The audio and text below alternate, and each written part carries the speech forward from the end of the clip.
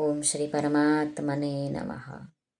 શ્રીમદ ભગવદ્ ગીતા અધ્યાય 17 શ્રદ્ધાત્રય વિભાગ યોગનો શ્લોક ક્રમાંક 22. આ શ્લોકમાં ભગવાન બતાવે છે કે તામસ દાન કોને કહેવાય છે. તો ચાલો આપણે શ્લોકના માધ્યમથી જોઈએ. શ્રી ભગવાન ઉવાચ અદેશ કાલે યદ્દાનમ અપાત્રેભ્યશ્ચ દીયતે અસત્કૃતમવજ્ઞાતં તત્તામસમુદાહૃતમ. શ્રી ભગવાન અર્જુનને કહે છે, જે દાન સત્કાર વિના કે તિરસ્કારપૂર્વક અયોગ્ય દેશકાળમાં અને કુપાત્રને આપવામાં આવે છે એ દાન તામસ કહેવાયું છે. તો કુપાત્ર કોણ?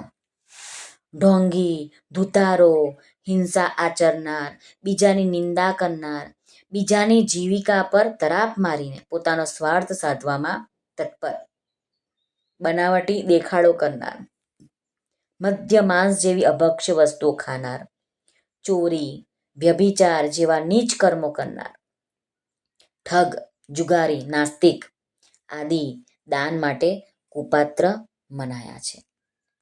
હવે આપણે જોઈએ કે રામસુખદાસજી મહારાજ શું કહે છે. અસત્કૃતમ વજ્ઞાતમ. મહારાજ કહે છે કે તામસ દાન અસત્કાર અને અવજ્ઞાપૂર્વક આપવામાં આવે છે. જેમ કે તામસ મનુષ્યની પાસે ક્યારેક દાન લેવા માટે બ્રાહ્મણ આવી જાય તો તે તિરસ્કારપૂર્વક તેને ઠપકો આપશે કે જુઓ પંડિતજી, જ્યારે અમારી માતાનું શરીર શાંત થયું ત્યારે પણ આપ આવ્યા નહીં, પરંતુ શું કરીએ, આપ અમારા ઘરના ગુરુ છો એટલે અમારે આપવું જ પડશે ને. આવા ટોના મારે છે.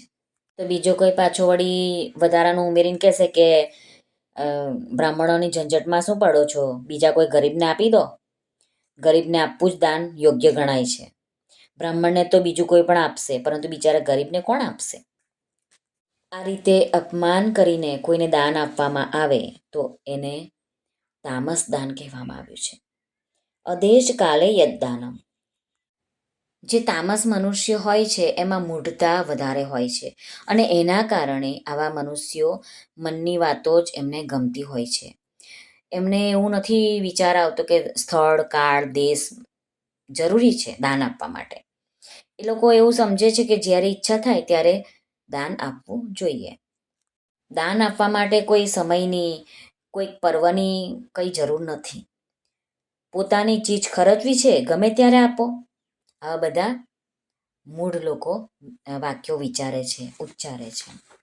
આ રીતે તામસ મનુષ્યો શાસ્ત્રનો અનાદર કરીને, તિરસ્કાર કરીને દાન કરે છે.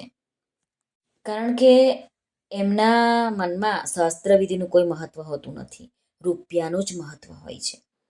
અપાત્રેભ્યશ્ચ દીયતે. દાન આપવા માટે પણ પાત્રની જરૂર છે. જો કુપાત્રને દાન આપવામાં આવે તો આપણને એટલું પૂર્ણ મળતું નથી.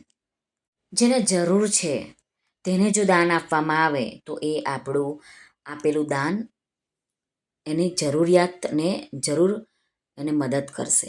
પણ જેને જરૂર નથી, પૈસાવાળો છે, હવે એને દાન આપવાથી શું થવાનું છે?